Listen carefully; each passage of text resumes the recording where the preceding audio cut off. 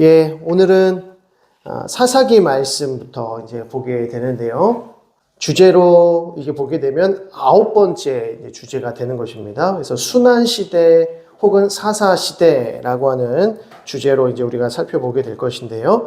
순환이라고 하는 것은 이제 죄로 말미암은 이제 심판과 또 심판으로 인한 부르짖음, 또 부르짖음으로 인한 하나님께서 사사를 세우셔서 이스라엘을 다시 한번 구원하시고 평안을 주시는 이 죄로 말미암은 이 영적인 순환들이 총 7번 반복되어서 나타난다. 6번에서 7번 반복되어서 나타나는데 그런 의미에서 이제 순환시대. 그런데 우리가 사사시대를 올바로 이해하기 위해서는 여호수아에 대한 이해가 굉장히 필수적입니다. 여호수아와 사사기가 매우 중요하게 긴밀하게 연결이 되어 있고요. 그리고 이제 이어지는 사사기서에서 룻기를 지나 사무엘상 하로 들어가게 되는데 이제 사무엘서로 지나가게 되는 거죠. 이제 왕정시대로 지나가게 되는데 이 왕정시대에 들어가기에 또 중요한 그 연결고리가 바로 이 사사시대라고 하는 것입니다. 그래서 이 사사시대를 이해하기 위해서는 먼저는 여호수아 시대에 대한 이해가 반드시 필요하고요. 또 사무엘서 왕정시대를 이해하기 위해서는 또 사사시대를 반드시 이해해야 한다는 것을 우리가 알 수 있습니다. 그래서 오늘 순환시대에 대해서 본격적으로 우리가 살피기 전에 먼저 다시 한번 여호수아 시대의 내용들이 어떠했는지를 간략하게 좀 살펴보고 넘어가도록 하겠습니다. 우리가 여호수아의 4가지 구조를 살폈는데요. 건너라, 취하라, 나누라, 지키라 였습니다. 섬기라 였죠. 그래서 건너라. 그래서 요단강을 건너서 약속의 땅으로 드디어 들어가는 그런 여정이 있었습니다. 그 가운데서 할례와 유월절을 지키게 되고요. 그 다음에 이제 이어지는 6장에서부터는 여리고성 전투가 시작이 되어집니다. 이제 실제적으로 이제 가나안 땅을 정복해 나아가는 그 상황들이 펼쳐지게 되는 것이죠. 이 여리고성을 시작으로 하여서 중부를 치게 되고 그 다음에 남부를 치게 되고 북부를 치게 되면서 전쟁이 마무리 지어집니다.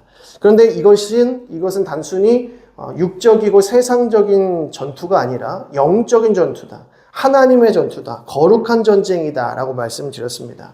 영적 전쟁, 거룩한 전쟁이라고 하는 것은 무엇이냐면 이것이 하나님께서 하나님 편의 선자들을 통하여서 승리를 주시는 전쟁이라는 것이죠.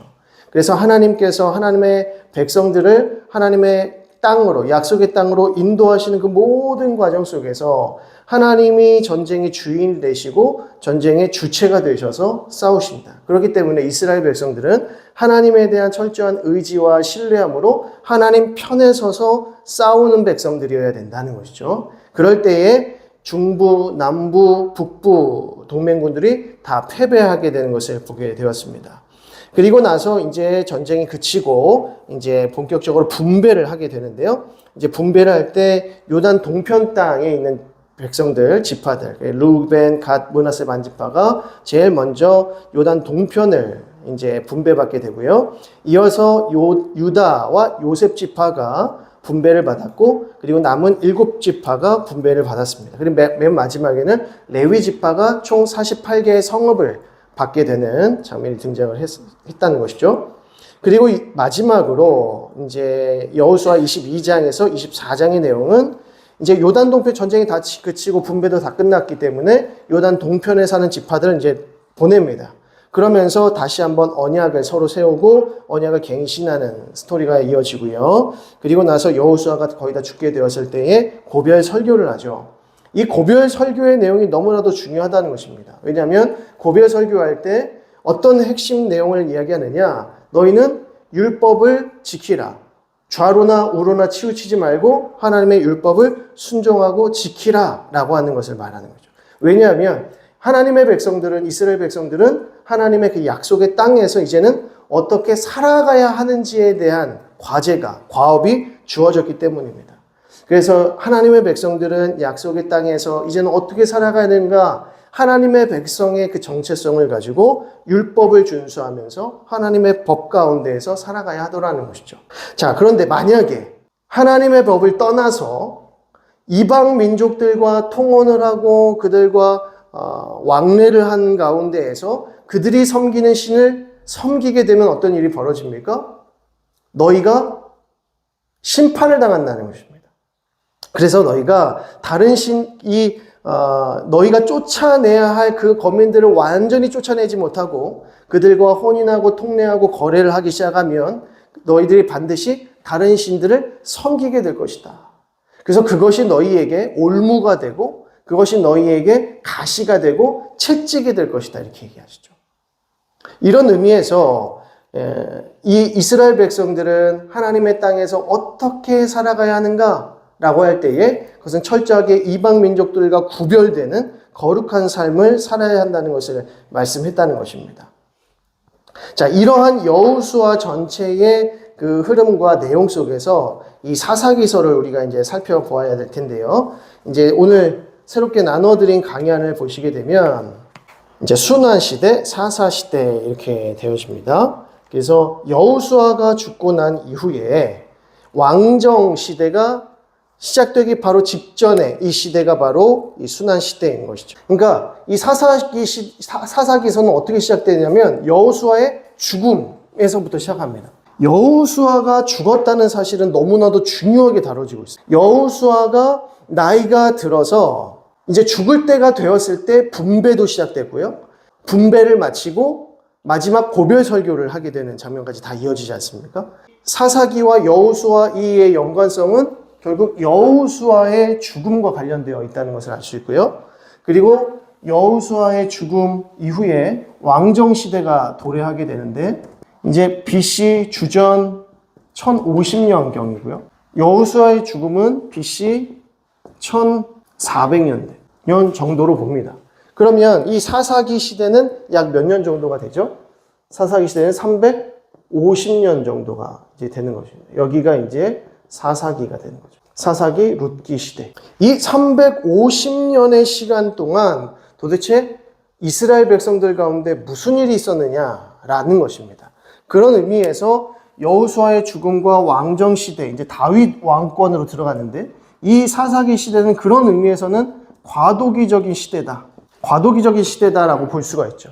이제 왕정 시대로 넘어가는 시대니까. 근데 왕정 시대는 왜 중요하고 여호수아의 죽음은 왜 중요하냐라고 했을 때 왕정 시대의 핵심은 무엇이냐면 다윗 언약이 여기서 이어지기 때문입니다.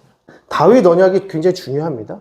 구약에 크게 세 가지의 중요한 언약이 있는데 아브라함 언약, 그리고 모세 언약, 시내산 언약이죠. 그리고 세 번째로 다윗 언약입니다. 그럼 여호수아의 죽음은 어떤 의미가 있냐면 모세와 관련된 그 시내산 언약, 모세 언약, 시내산 언약이죠. 시내산 언약이 계속 이어지다가 사사 시대를 지나서 다윗 언약 시대로, 왕정 시대로 이어지더라는 겁니다. 그러면 여호수아, 모세 언약 시대 이전의 언약은 어떤 언약입니까? 아브라함 언약이죠. 아브라함 언약이었습니다. 아브라함을 부르시고 그에게 땅과 자손에 대해서 약속해 주시고 언약하시면서 내가 너를 복이 되게 하겠다라고 하셨어요. 그러면서 이 아브라함 언약이 모세 언약으로 이어졌습니다. 근데 이 모세 언약으로 시내산 언약으로 이어지기 전에 어떤 일이 일어났는가? 어떤 일이 벌어졌죠? 이 아브라함 언약이 야곱에게 이어지고 이삭에게 이어지고 야곱에게 이어지면서 야곱의 아들인 요셉이 애굽의 총리가 되죠. 그런데 큰 가뭄이 들면서 이 야곱의 가족들이 70명의 가족들이 다 애굽으로 내려가게 되고 고센 땅을 물려받아서 거기서 430년간 있으면서 큰 민족을 이루게 되더라는 거죠. 그러니까 430년의 시간, 이 430년의 시간은 애굽에서의 노역살이죠. 고통의 시간이었다는 것입니다. 430년간 애굽에서 고역 노예살이를 하는 가운데 비로소 이스라엘 백성들이 어떻게 합니까? 부르짖었다라는 뜻이 의미가 등장합니다. 부르짖었다. 부르짖었다라는 표현이 등장하죠. 부르짖었을 때 하나님께서 모세를 부르시고 모세를 리더로 세우셔서 출애굽하게 하십니다. 그시죠? 그래서 이 모세 언약을 통해서 출애굽하실 때 시내산에 도착하셔서 율법을 주시는 거죠. 그래서 내가 너희의 하나님 되고 너희는 내 백성 될 것이다. 그러니까 너희가 이 율법을 잘 준수하라.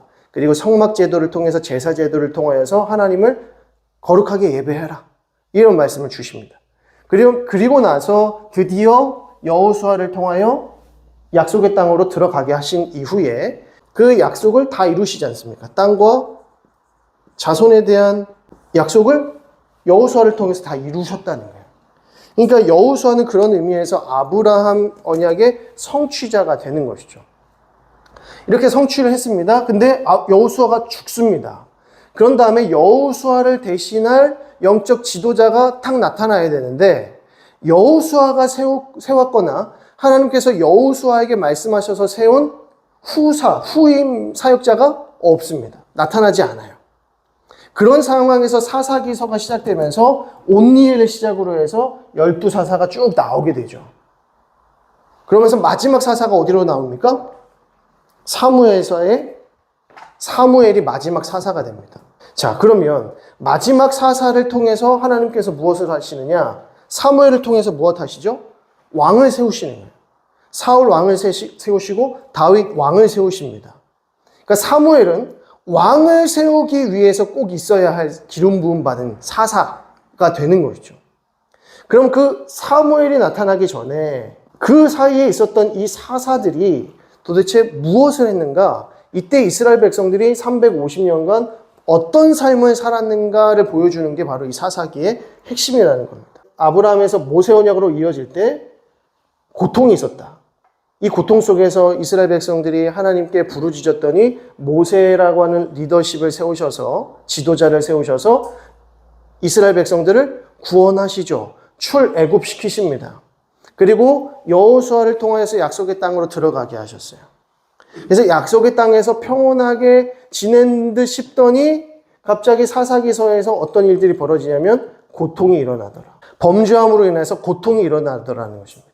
그럴 때마다 이 사사들이 세워져야 되는 그 순간마다 이스라엘 백성들에게 고통이 따르고 그들이 부르짖더라는 것이죠. 부르짖었더니 사사들이 세워집니다. 사사는 곧 구원의 다름이 아니죠. 사사가 세워지는, 이 지도자가 세워지기까지는 고통이 있고 부르짖음이 있더라는 것입니다. 고통 이전에는 뭐가 있습니까? 죄가 있는 거예요. 이스라엘 백성들의 죄가 그들로 하여금 고통받게 하는 것이죠. 하나님께서 형벌하시고 이방 민족들을 통해서 치시는 겁니다. 고통합니다. 그때 부르짖죠. 하나님께 우리를 구원해달라고 부르짖습니다. 그때 하나님께서 사사를 세우셔서 그들을 구원하시는 장면이 몇 번 반복됩니까? 6번, 7번, 총 12사사를 지내는 가운데에 스토리들이 쭉 반복돼서 나타난다는 거죠. 그러다가 더 이상 부르짖지 않는 상태까지 이르게 되었을 때 이제 사무엘이 나타나서 이 사무엘을 통하여서 다윗 언약까지 이어진다는 겁니다. 아브라함 언약에서 모세 언약으로 넘어갈 때 430년간의 노역생활 고통이 있었고 애굽살이, 종살이가 있었고 모세 언약에서 다윗 언약으로 넘어갈 때 350년간의 고통의 시기가 있었다는 것을 알 수 있죠.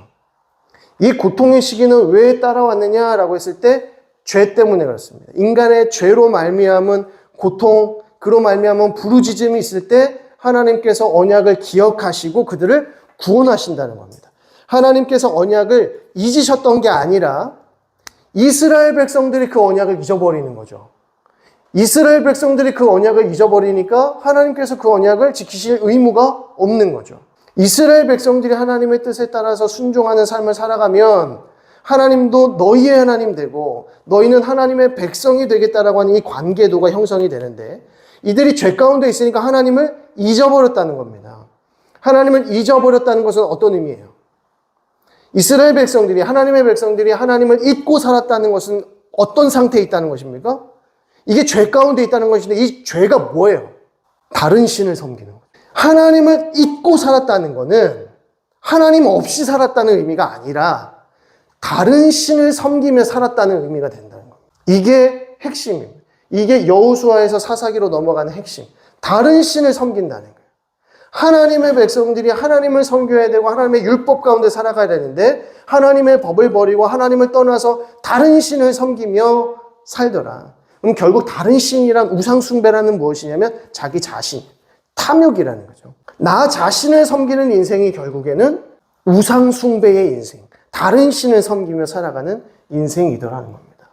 그러니까 하나님께서 그런 인생들을 보시면서 불쌍히 여기시지만 그들로 하여금 하나님의 존재, 하나님이 살아계신다, 하나님이 계신다. 그래서 우리가 하나님께로 돌아가야 된다는 것을 하나님께서 깨닫게 하시기 위해서 무엇을 주신다는 겁니까? 고통을 주신다는 겁니다. 그래서 부르짖게 하시는 거죠. 그러니까 하나님의 백성들은 고통 가운데 있을 때 부르짖어야 돼. 그리고 내가 고통 가운데 있을 때는 내가 하나님을 떠나 있었구나라는 것도 깨달을 수 있어야 된다는 거죠. 이 사사기 시대도 마찬가지죠. 죄로 말미암아 하나님을 떠나 있었던 이스라엘 백성들이 하나님께 부르짖기 시작할 때에 하나님께서 언약을 기억하시고 그들의 하나님 되시는데, 그들의 하나님 되시기 위해서 무엇 하시냐? 지도자, 영적 지도자들을 세우시더라는 겁니다. 그래서 사사를 세우시죠. 이때는 모세를 세우시고 여호수아를 세우셨다면 이제는 사사를 세우시고, 그 이후에는 사무엘을 세우시고, 그 이후에는 다윗을 세우시더라. 그러면 아브라함과 모세와 여호수아와 사사와 사무엘과 다윗은 누구를 예표해요? 예수 그리스도를 예표해요. 영원한 지도자, 영원한 리더, 영원한 사사가 우리 가운데 계셔야 되는 거죠. 지금은 계속해서 반복적으로 세워지는 시대였다면 예수 그리스도로 말미암아 더 이상의 영적 지도자가 있을 필요가 없다는 겁니다. 그래서 그리스도께서는 우리의 선한 목자가 되시는 거죠. 이것은 신적 자기 계신 거죠. 더 이상의 리더십이 필요 없습니다. 왜? 완전하신 지도자, 완전하신 영적 리더가 우리 가운데 오셨기 때문에 이제는 지도자가 필요 없어요. 그러니까 지도자가 세워졌다, 이것은 어떤 의미라고요? 구원은 어떤 의미인가? 하나님이 우리 하나님 되시고 우리 하나님의 백성 되시고, 이게 구원의 핵심이고 언약의 핵심이죠. 하나님께서 이렇게 자기의 백성들의 하나님이 되어 주신다는 겁니다. 우리가 죄 가운데 빠져 있을 때 누가 우리를 돌이키시는가? 결국 하나님께서 우리를 돌이키시는 거예요. 우리 스스로 내가 죄 가운데 있는데, 내가 죄 가운데 있을 때 내가 죄 가운데 있구나, 그래서 내가 하나님께로 돌아가야겠구나 스스로 깨달을 수 없습니다. 그래서 때로는 하나님께서 우리에게 고통을 주시고요, 또 우리가 깨닫지 못할 때에 고통의 방법이 아니라 어떤 방법으로 우리를 깨우치실까요? 복음 전파자들을 통해서, 전도자들을 통해서, 메신저들을 통해서 깨우신다는 겁니다. 그래서 이제 여호와의 사자가 등장하기도 하고요. 그리고 수많은 이제 사도들과 선지자들을 통하여서 하나님의 백성들을 일깨우시고, 너희가 죄 가운데 있으니 회개하고 하나님께 돌이키라, 하나님과의 관계를 바르게 하라. 이게 하나님의 언약의 핵심입니다. 그러니까 하나님은 우리의 하나님 되시기 위하여 지금도 이 세대 가운데 역사하고 계시고요. 그래서 수많은 복음 전도자들을 통하여서, 이 성경 말씀을 통하여서 우리에게 지속적으로 깨닫게 하시고 말씀하신다는 거예요. 그러니까 하나님의 말씀을 떠난 백성들에게는 소망이 없다. 그래서 그런 의미에서 사사기서가 과도기적인 의미를 갖지만 사실은 사사 시대의 이 완악한 이 암흑기 때문에 사실은 왕이 세워지는 계기가 되는 걸 수도 있습니다. 그러니까 여호수아의 죽음이 바로 왕권으로 향하는 것은 아니고, 사사 시대를 거쳐서 가는 가운데 인간의 죄악이 너무나 큰 나머지 하나님께서는 왕의 제도를 인정해 주시는 것이죠. 그러니까 하나님께서는 왕의 제도를 기뻐하시지 않았지만, 왜냐하면 왕의 제도는 하나님의 그 정치 제도가 아닙니다. 신정 정치가 아닙니다. 이건 왕정 정치는 세상의 정치 방식이기 때문에 하나님께서 왕정 제도를 좋아하시지 않았지만 허용해 주시죠. 그래서 모세에게도 그 율법을 주십니다. 너희 후대의 백성들이 왕을 달라 하거든 이렇게 하라. 이런 왕을 세우라 라고 합니다. 그래서 사울을 세우고 다윗을 세우고 이렇게 되는 거예요. 그래서 이제 사사시대를 우리가 볼 때에 이러한 관점에서 사사시대의 우리 인간의 이 타락과 우리의 죄성이 결국 어떠한 결과를 낳게 되었는지를 보면서 이제 룻기로 가야 됩니다. 사사기에서 사무에서 이제 왕정시대로 가기 전에, 사사기에서 왕정시대로 가기 전에 누가 나타납니까? 룻이라고 하는 인물이 나타나요. 이 룻이라고 하는 인물은 너무나도 독특한 사람입니다. 너무나도 독특한 사람이에요. 여인이었죠. 근데 모압 여인이었습니다. 이스라엘 백성들이 아니에요. 근데 이 모압 여인이 나오미만 따라서 와요. 시어머니만 따라서 와요. 시어머니를 따라서 베들레헴으로 도착하고 거기서 보아스를 만나서 다윗의 계보를 낳게 되는 거죠. 그러니까 굉장히 독특한 여인입니다. 근데 하나님께서는 이 믿음의 여인인 룻을 통해서라도 하나님 나라를 이루어 가시더라는 것을 우리가 알 수 있게 되는 것입니다.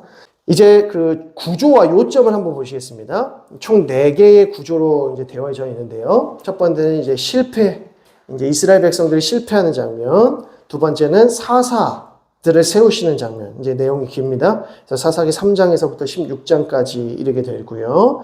그리고 이제 17장에서부터 이제 사사기 말기 시대로 지나가면서 이스라엘 가운데 영적 혼란의 시기가 찾아옵니다. 그러니까 이때는 영적으로 굉장히 무질서하고 영적인 어떤 체계, 그리고 영적인 그 하나님의 뜻을 이행하는 모든 방식이 완전히 전봇되어져 있고 뒤죽박죽이 되어져 있습니다. 그래서 자기 옳은 소견의 대로 향하는 백성들을 보게 되는 것이고요. 참 소망 없는 시대 가운데 하나의 소망의 빛이 쫙 반짝이게 되죠. 그게 누구냐? 룻이라고 하는 겁니다. 그래서 마지막 4번에 희망이라고 해서 룻기 1장부터 4장의 내용을 보면서 이 룻이라고 하는 여인을 통해서 하나님께서 이스라엘 백성들을 어떻게 회복시켜 가시는지를 보게 됩니다. 한 여인을 통해서 하나님께서 어떻게 역사하시는지를 보여주시는 장면이 이제 룻기가 되겠습니다. 이제 실패에 관한 부분을 좀 보도록 하겠는데요. 실패라는 말이 나온 이유는 승리의 삶이 있다는 겁니다. 승리의 삶의 원리가 있는데 그 승리의 삶의 원리를 떠났을 때 실패했다라는 것을 의미하는 것이죠. 그러면 어떻게 살아가야 승리하는 삶인가? 어떻게 살아야 승리하는 삶인가? 자, 그 내용들을 이제 조금 보도록 하겠습니다. 먼저 사사기 1장 1절부터 보시면 여호수아가 죽은 후에 이렇게 시작해요. 사사기에서는 여호수아가 죽은 후에 영적 지도자들, 그러니까 여호수아가 죽었다는 건 모세도 죽고 여호수아도 죽었던 시대. 그런데 문제는 무엇이냐면 여호수아 이후에 새롭게 세워진 지도자가 지금 부재해 있는 상태인 것입니다. 여호수아가 죽은 후에 이스라엘 자손이 여호와께 여쭈어 이르되, 그러니까 이스라엘 백성들 가운데 대표가 이렇게 기도하면서 여쭙겠죠. 우리 가운데 누가 먼저 올라가서 가나안 족속과 싸우리이까? 아마도 대제사장이나 제사장 그룹이 하나님 앞에 기도했을 것입니다.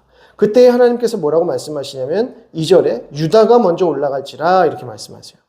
내가 이 땅을 그 손에 넘겨주어노라. 이게 뭡니까? 약속이죠.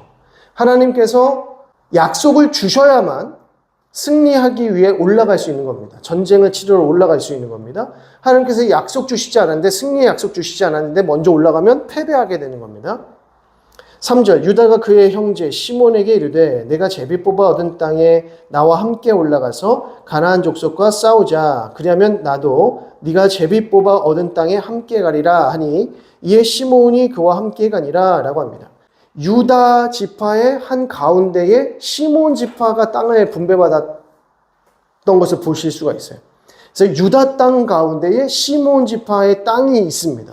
그러니까 시몬 너희와 우리가 같이 연합해서 싸우러 올라가자라고 하는 것은 그리 문제가 될 게 없다는 것이죠. 그래서 시몬 지파에게 지금 함께 연합해서 올라가자라고 합니다. 그러면서 이제 아도니베색을 만나서 죽이는 장면이 등장하고 8절을 보시면 유다 자손이 예루살렘을 쳐서 점령하여 칼날로 치고 그 성을 불살랐으며 후에 유다 자손이 내려가서 산지와 남방과 평지에 거주하는 가나안 족속과 싸웠고 유다가 또 가서 헤브론에 거주하는 가나안 족속을 쳐서 세세와 아이만과 달메를 죽였더라. 헤브론의 본 이름은 기럇 아르바였더라. 그래서 이 헤브론은 갈렙이 받은 땅이죠. 그래서 11절에 온니엘 이야기가 나옵니다. 거기서 나아가서 드빌의 주민들 쳤으니 드빌의 본 이름은 기럇 세벨이라. 갈렙이 말하기를 기럇 세벨을 쳐서 그것을 점령하는 자에게는 내 딸 악사를 아내로 주려 했더니 그때에 갈렙의 아우 그나스의 아들인 온니엘이 그것을 점령하여서 이제 악사를 아내로 맞이하게 됩니다. 그러면서 15절에 이르되 내게 복을 주소서 아버지께서 나를 남방으로 보내시니 샘물도 내게 주소서 하매 갈렙이 윗샘과 아랫샘물을 그에게 이제 온니엘과 딸에게 주게 되는 장면이 등장합니다. 자, 그리고 나서 16절로 가게 되면 계속해서 유다와 베냐민 지파가 싸워서 승리하는 장면이 등장을 하지만 17절 봅니다. 유다가 그의 형제 시몬과 함께 가서 스밧에 거주하는 가나안 족속을 쳐서 그곳을 진멸하였으므로 그 성읍의 이름을 호르마라 하니라. 유다가 또 가사 및 그 지역과 아스콜론 및 그 지역과 에그론 및 그 지역을 점령하였고 여기는 블레셋 지역입니다. 그리고 여호와께서 유다와 함께 계셨으므로 그가 산지 주민을 쫓아내었으나 골짜기의 주민들은 철병거가 있으므로 그들을 쫓아내지 못했으며 21절 베냐민 자손은 예루살렘에 거주하는 여부수 족속을 쫓아내지 못하였으므로 여부수 족속이 베냐민 자손과 함께 예루살렘에 거주하니라. 지금 어느 지파가 실패했다고 나옵니까? 유다 지파가 갑자기 계속 승리하다가 시몬 지파가 함께 승리를 하다가 19절에 골짜기의 주민들에게 철병거가 있기 때문에 쫓아내지 못했다라고 말합니다. 여기가 이제 블레셋 지역일 텐데, 그래서 유다 지파가 쫓아내지 못하더라가 나오죠. 그리고 베냐민 지파도 쫓아내지 못하였더라 이렇게 나옵니다. 그 다음에 요셉 가문은 누구를 가리킬까요? 므낫세 지파하고 에브라임 지파를 가리킵니다. 그래서 요셉 지파도 이제 베델을 치러 올라가는 이 가장 중요한 지역이었기 때문에 이 지역을 치러 올라가면서 거기를 점멸하려고 하는 것이죠. 근데 27절 봅니다. 므낫세가 이제 요셉 집 가문 중에 하나입니다. 므낫세가 벳산과 그에 딸린 마을들의 주민과 다아낙과 그에 딸린 마을들의 주민과 돌과 그에 딸린 마을들의 주민과 이블람과 그에 딸린 마을의 주민과 무기또와 그에 딸린 마을들의 주민들을 쫓아내지 못하였다 이렇게 나옵니다. 므낫세도 쫓아내지 못했다 이렇게 나오고요. 그리고 28절에 이스라엘이 강성한 후에야 가나안 족속에 노역을 시켰지만 다 쫓아내지 아니하였다 이렇게 나옵니다. 그리고 29절에 에브라임이 게살에 거주하는 가나안 족속을 쫓아내지 못하였다. 에브라임, 므낫세와 에브라임이 요셉 지파죠. 그리고 30절에 스불론도 쫓아내지 못하였다. 그리고 31절에 아셀, 33절에 납달리, 그리고 34절을 보면 아모리 족속이 단 자손을 산지로 몰아놓고 골짜기에 내려오기를 용납하지 아니하였대. 그 아모리 단 족속은 아예 뭐 쫓아내지 못한 정도가 아니라 쫓겨났을 정도의 지금 상태가 된 겁니다. 자, 유다, 베냐민, 므낫세, 에브라임, 스불론, 아셀, 납달리 단지파 몇 지파입니까? 8지파죠. 8지파. 저쪽 요단 동편에 몇 지파 있습니까? 2지파 반 하고 2분의 1이죠. 므낫세가 이제 반지파니까. 그리고 동편에 루벤, 갓, 그리고 므낫세 또 반지파 이렇게 있는 겁니다. 그래서 더하면 10지파 그리고 이제 레위 지파 이렇게 나오는 겁니다. 지금 시므온 지파는 유다에 속해 있기 때문에 이제 전체적으로 따지면 12지파가 다 나옵니다. 결국 무슨 말입니까? 12지파가 실패했다 이 얘기를 해요.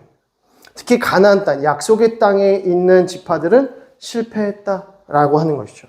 그럼 우리는 이런 질문을 던지기, 왜 실패했을까? 왜 쫓아내지 못했을까? 쫓아내지 못함이 있고 쫓아내지 아니함이 있습니다. 쫓아내지 못했다는 것은 어떤 의미일까요? 그들이 철병거가 있든지 아니면 그들이 뭐 무서웠던지 뭐 때문이다? 두려움 때문이다. 아니했다는 것은 그들이 약해서 그들을 자기의 노역으로 삼고 종으로 삼고 그들을 부리는 거죠. 쫓아내야 되는데 쫓아내지 아니하고 얘네가 약하니까 그냥 자기의 수하에 두고 쓰는 겁니다. 그래서 아니함이라고 하는 것은 이제 욕심인 거예요. 인간의 욕심과 탐욕이 이 안에 들어가는 겁니다. 하나님의 명령, 쫓아내라, 점령하라, 진멸하라. 이 명령을 하나님의 뜻을 순종하지 못한 이유가 무엇입니까? 두려움과 욕심 때문이다 라는 것입니다. 인간의 두려움, 인간의 욕심으로 말미암아서 떠나보내지 못한다는 것이죠. 그 결과가 무엇이죠? 결국 다른 신을 섬기게 되는 겁니다. 그들과 통혼하게 되고 결국 그들의 신을 섬기게 되는 결과가 나타나는 거죠. 다른 신을 섬긴다는 것은 하나님을 떠난다는 것입니다. 하나님을 버린다는 것입니다. 자, 그때 이제 어떤 일이 벌어지는가?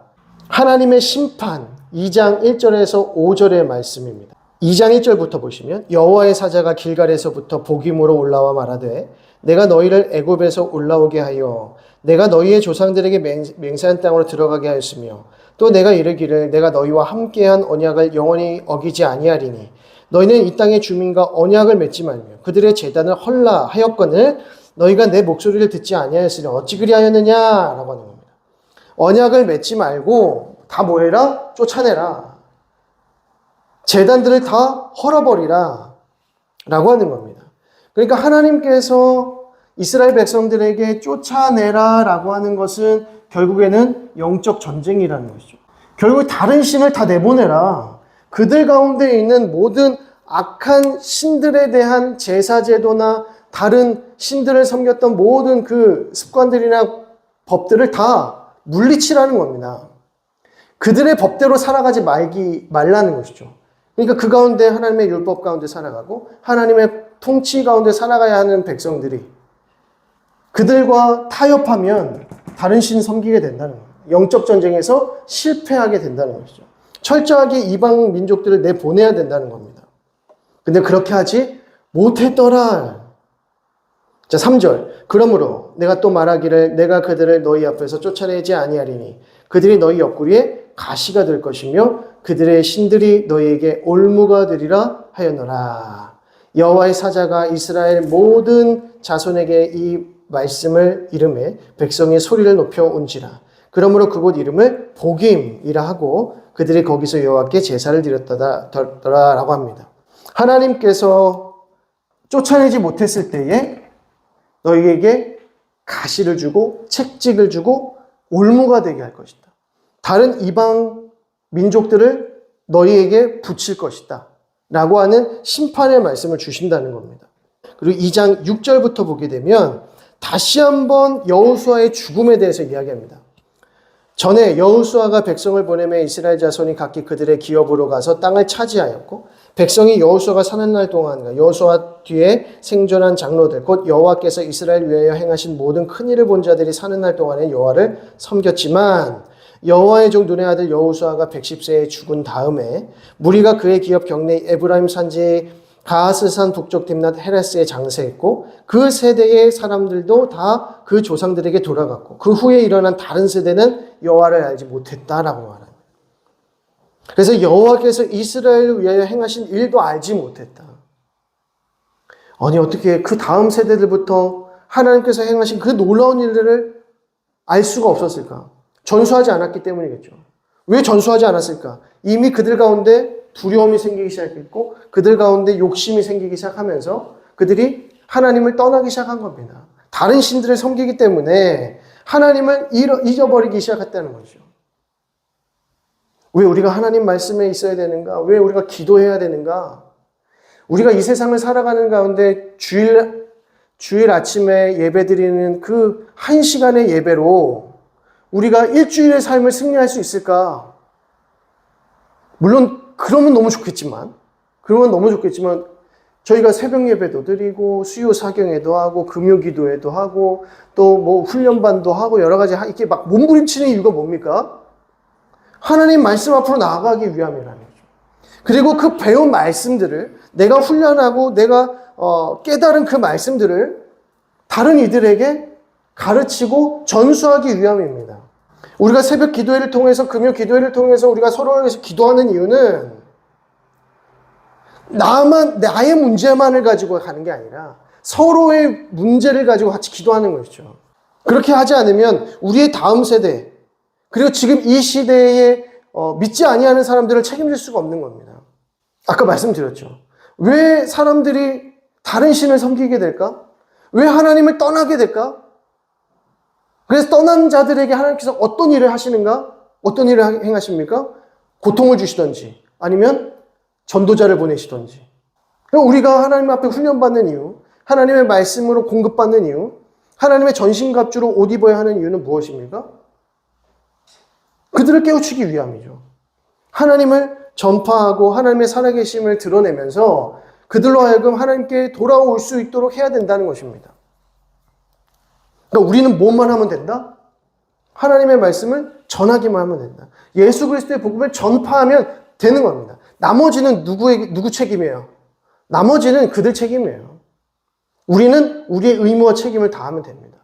만약에 그렇게 하지 않았을 때 1-2번 종교적 실패가 오더라.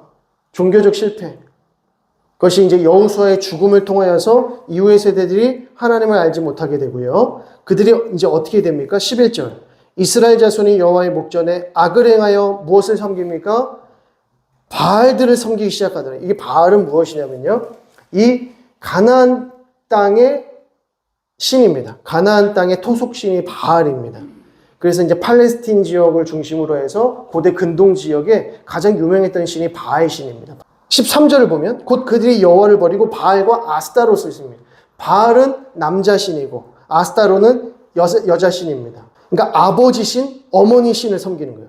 14절 여호와께서 이스라엘에게 진노하사 노력하는 자의 손에 넘겨주사 그들이 노력을 당하게 하시며 또 주위에 있는 모든 대적의 손에 팔아 넘기시매 그들이 다시는 대적을 당하지 못하였으며 라고 합니다. 이제 여기서 이제 순환의 내용이 등장을 하는데요. 하나님을 잊어버렸더니 어떤 일을 합니까? 바알과 아스타롯을 섬기더라. 우상 숭배하더라. 우상 숭배에서 하나님께서 어떻게 하세요? 대적들을 그들에게 붙이시는 거죠. 그래서 그들에게 가시가 되게 하고 올무가 되게 하시는 거죠. 그래서 어디로 가든지 여호와의 손이 그들에게 재앙을 내리셨다라고 하는 것이죠. 자, 그때 16절 보시면 여호와께서 사사들을 세우사 이렇게 하세요. 대적들을 주시지만 사사들을 세우사 그들에게 무엇을 주십니까? 그들 다시 구원하십니다. 사사를 세운 이후에 18절 여호와께서 그들을 위하여 사사들을 세우실 때에는 그 사사와 함께 하셨고 사사가 사는 날 동안에는 여호와께서 그들을 대적의 손에서 구원하셨으니 이제 구원이죠. 이는 그들이 대적에게 압박과 괴롭힘을 받아 슬피 부르짖음으로 여호와께서 돌이키셨다라고 하는 겁니다. 자, 여기서 중요한 거. 대적들을 세우셨을 때 뭐 합니까? 슬피 울면서 부르짖더라. 부르짖었을 때 하나님께서 사사를 세우셔서 그들을 구원하시더라는 거죠. 이렇게 해서 그들에게 찾아오는 것이 이제 평안입니다. 평안, 샬롬의 상태. 그런데 평안할 때 잘 지내야 되죠. 아무 일 없을 때 이때 잘 보내셔야 돼요. 우리가 언제 새벽 기도 열심히 하기 시작합니까? 언제 금요 기도에 막 열심히 하고 언제 막 눈물 흘리면서 기도해요? 평안할 때 그렇게 하세요? 힘들고 외롭고 갑자기 물질의 문제가 생기고 건강에 문제가 생기고 삶의 형편이 어려워지고 막 경제가 어려워지고 대통령 문제가 생기고 막 여러 가지 일이 생기니까 막 부르짖고 울부짖고 막 다 평안해 주셨어요. 평안할 때 뭐 합니까? 평안할 때 잘 보여야 되는데 평안할 때 그렇게 합니다. 평안할 때 하나님을 잊어버리더라. 평안하니까 우리의 죄 가운데 있는 다른 신들을 막 찾기 시작하더라는 거죠. 우리가 살만하면 죄 가운데 빠지기가 쉽다는 겁니다. 우리가 살만해지면 하나님을 잊어버리기가 너무 쉽다는 것이죠. 그러니까 우리가 습관적으로 기도하고 습관을 따라서 하나님 앞에 나아가려고 하는 그 몸부림이 왜 중요한가? 깨어있기 위함이라는 거죠. 그래서 이때 우리에게 중요한 게 뭐냐면 깨어있음입니다. 깨어있음. 깨어있음이 인내죠. 깨어있어야 돼. 깨어있어. 여기 이 평안할 때 깨어있어야 돼. 그래야 이런 어려움들이 발생을 하지 않아요. 깨어있기 위해서 기도하셔야 되고요. 깨어있기 위해서 말씀 앞으로 나아가셔야 되고 너무 평안해지면 감사하셔야겠지만 그때 나에게 가시나 올무 이런 시험이 올 수 있다. 사탄이 이 언제를 노리겠습니까? 언제 가장 잘 넘어지는지 더 잘 알 텐데 언제 찾아와요? 이럴 때 찾아오는 게 아니라는 거죠. 다 이때 찾아온다는 겁니다. 이때 우리가 더욱 깨어 있어야 되고요. 믿음으로 인내해야 한다는 것입니다. 그때야 우리에게 무엇이 온다? 승리가 온다. 승리하는 삶. 하나님, 이번 한 주도 말씀으로 승리하게 해 주옵소서. 그게 무슨 말입니까? 말씀으로 승리하게 해 주옵소서. 깨어있게 해 주시옵소서. 하나님 기억하게 하시고, 하나님께 감사하게 하시고, 하나님과 동행하게 하시고, 내가 깨어있어야 되는구나. 말씀으로 그래서 인내할 수 있다는 것입니다. 하나님을 기억할 수 있다고 하는 것이죠. 그래서 계속 만나야 되고, 계속 모여야 되고, 그래서 우리가 계속 기도해야 되고, 이렇게 힘쓰셔야 되는 거예요. 그러니까